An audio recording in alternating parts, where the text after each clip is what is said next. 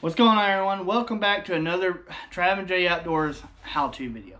Today's video, we're going to be showing you how to do a triple rig for crappie, striped bass, or anything like that. Let's dive in. First thing you're going to need, of course, is your fishing pole. The next thing you're going to need 3 jig heads, very similar to this right here. And then you're also going to need your jigs. Now, your jigs that you choose for this can vary in color. A lot of it depends on the color of the water that you're in. So just pay attention to what color. If your water is kind of dark, typically your darker colors are a little bit better.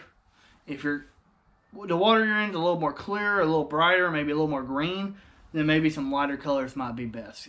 The main thing is you don't want to make it look out of place. You want to make it kind of blend in, but also stand out. That way fish are ready to strike at any time, right? So for the purpose of this video, I'm going to be using 2 red jigs like this, and then a darker one such as this. So our waters around here are typically not super dark, but they're kind of like in between. So a little bit lighter, but a little murky at the same time. So like a red, brown, black are typically pretty good for our waters. So let's jump in. First thing you want to do is you want to take the loose end of your line here.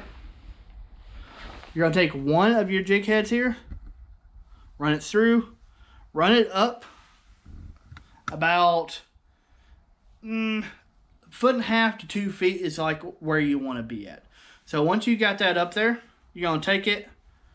What you're going to do is you're going to tie basically 2 granny knots on that first jig head. So pull it through, pull that tight, again, wrap it around, pull it tight. All right, so that's got that one secured on there. Next thing you're going to do is you're going to take your second jig head, slide that on the line, and you're going to slide it up and leave about 8 or 9 inches between the first jig head and your second jig head there. Again, same thing as the first one. You're going to take it and tie 2 granny knots to hold that in place. Pull that tight there. And then again, run that through and tie your second granny knot. So you got your first jig head tied on, your second jig head tied on. Now it's time for the last one. So take your loose end, take your final jig head, throw that on here. And what we're going to do for this last one is you're going to tie a clinch knot at the very bottom. The reason for this is that it's the one that's going to catch the bottom or catch the most stuff. So it needs the most strength, right? So again, to do a clinch knot, you're going to twist this about 8 times. So 1, 2, 3, 4, 5, 6, 7, 8. Perfect. Now you're going to take this loose end right here.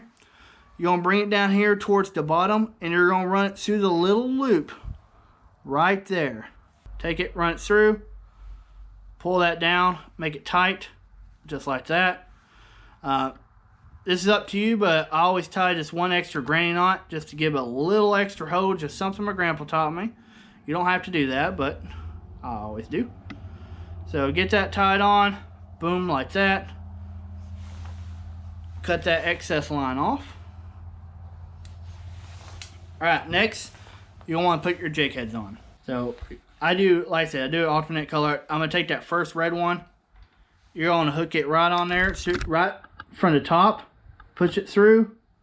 Run it out through the bottom. Just like so. You see where that little edge right there is? You want to slide this up right over there. Kind of twist it up a little bit. Make sure that's got a good hold on that jig head there. There we go.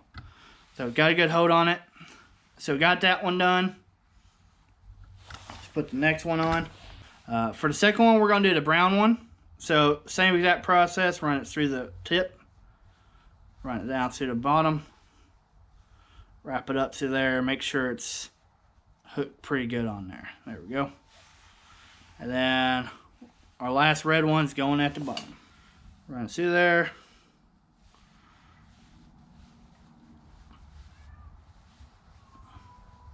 Make sure it's nice and tight or clipped on. There we go. And that is how you run a triple rig for like crappie, striped bass, and other like.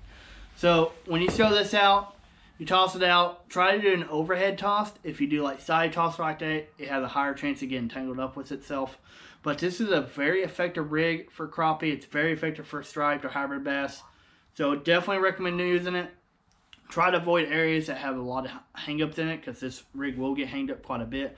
But this rig is typically good for fishing like right below a dam and like tailwaters and stuff like that, because the current helps keep it flowing really good, and fish love it.